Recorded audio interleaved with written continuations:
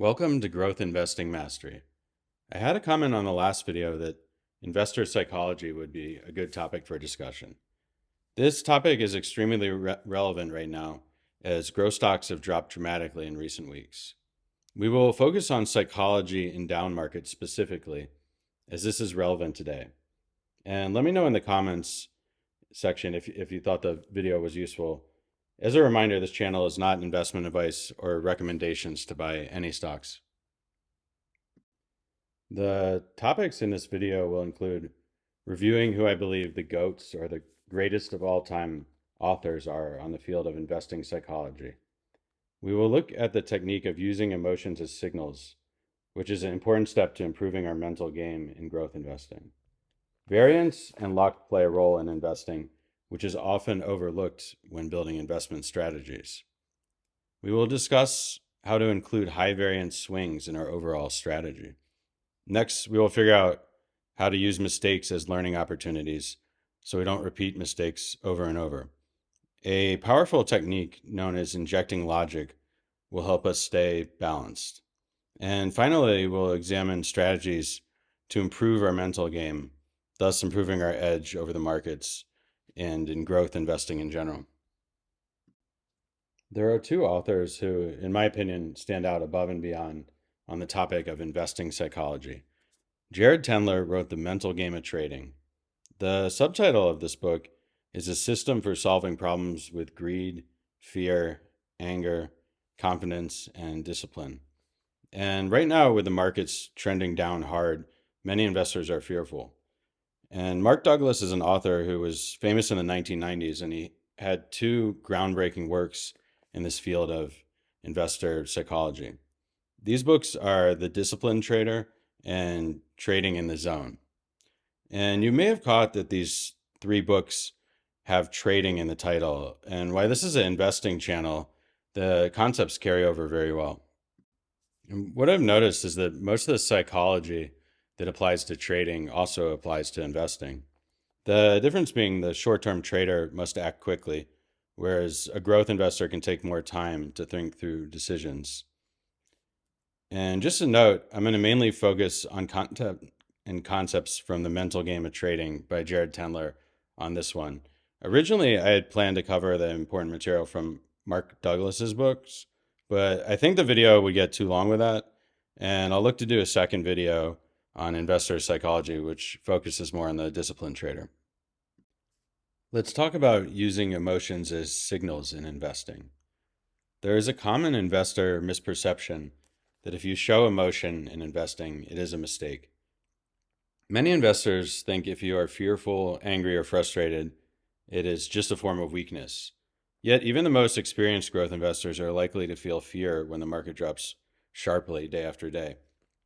A better approach to managing these challenging emotions is to treat emotions as signals, an approach recommended in The Mental Game of Trading. We can use negative emotions to discover flaws in our strategy and approach. Extreme emotion overwhelms the logical mind, shutting down our ability to think. Now, imagine you open the front door of your home and there was a grizzly bear outside. No matter what you were thinking about at the time, you would forget that and go into fight or flight mode. Similarly, in the markets, when you lose a lot of money very quickly, this can feel like an existential threat to our survival. And if we expect self-control all the time, then our fear-based reaction will make things even worse. Sometimes investors can end up berating themselves after they make a fear-based decision, and that can lead to a negative cycle. What happens over time is that emotion accumulates, and it builds its own momentum. For example, in the past 3 weeks, growth stocks have been down nearly every day. Our expectation might be that there's going to be a bounce back day soon. Yet every morning we're checking the prices, our stocks are down even more. So we end up going to sleep each day, adding a small amount of fear. By the third week, the amount of fear that has been built up is huge, as many growth stocks have lost over 50% in just a couple weeks.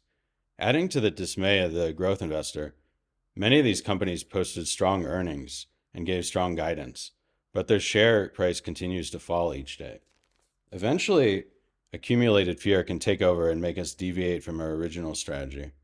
For example, We typically only buy stocks long, but as we get increasingly fearful, we decide to short a stock or buy a put to hedge against our daily losses. But the investor who alters their strategy under fear is likely to make some critical mistakes.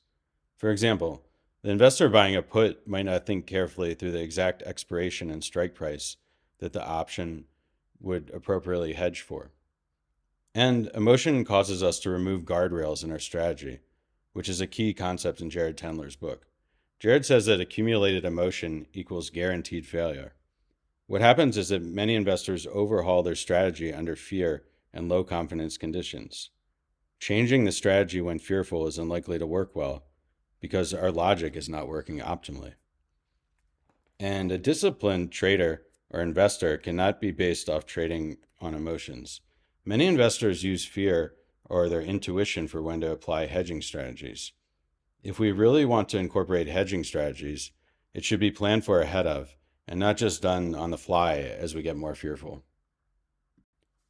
Let's talk about a key concept in investing called variance. Why not exactly equal, luck is a similar concept to variance, if that makes it easier to understand. For example, let's say 3 weeks ago, when the markets were reaching all-time highs, we invested a bunch of cash we had on the sidelines ready to invest. And say we bought into a couple companies, and now these companies sit in our portfolio at nearly a 50% loss. This is the negative side of variance or luck, where we had unfortunately timed purchases. And I want to quote Jared Tendler here on variance, as I think he explains it better than I can. And Jared says some traders handle big losses easily because they instinctively know these outliers are distinct possibilities. He adds, sometimes the correction is simply incorporating a concept or idea about trading like variance, which you already know well, but have not applied in the right way. And lastly, by not accounting for the role of variance, you're basically overestimating your control. The solution to account for variance might be as simple as building it into your overall strategy. If we consider a 50% drop as a possibility over the course of just 1 month, it can then become easier to handle dramatic downturns when we acknowledge these type of outlier events can happen. On the other hand, we want our strategy to account for positive variance or luck to the upside as well. We know in a bull market, our growth companies can sometimes double in price quickly, and in some cases, 5x or 10x in 1 year. We want to view mistakes as learning opportunities. To fear mistakes is to fear learning. And one common mistake is not recognizing rising emotion, which is cutting off our logic, and that can lead to an even bigger mistake. Next, we need to deal with the fallout from our mistake, and that can often lead to self-criticism as an investor. Let's look at how to use the strategy of injecting logic in practice. We have some fear, such as I may lose a huge amount of money right now. The logic that we can inject is recognizing our strategy accounts for sudden, unpredictable drops in the market as outlier events. Our strategy typically underperforms in bear markets, but it overperforms in normal markets and strongly overperforms in bull markets. Company results will ultimately determine the share price over the long term. If the underlying business we are investing in is still accelerating, then the share price will eventually recover. Injecting logic can be useful for dealing with anger in investing. An example would be thinking, this government policy screwed over my investment. Some logic to counter that thought process is, many of our investments will fail for unpredictable reasons. We do not need every investment we own to do well for superior results.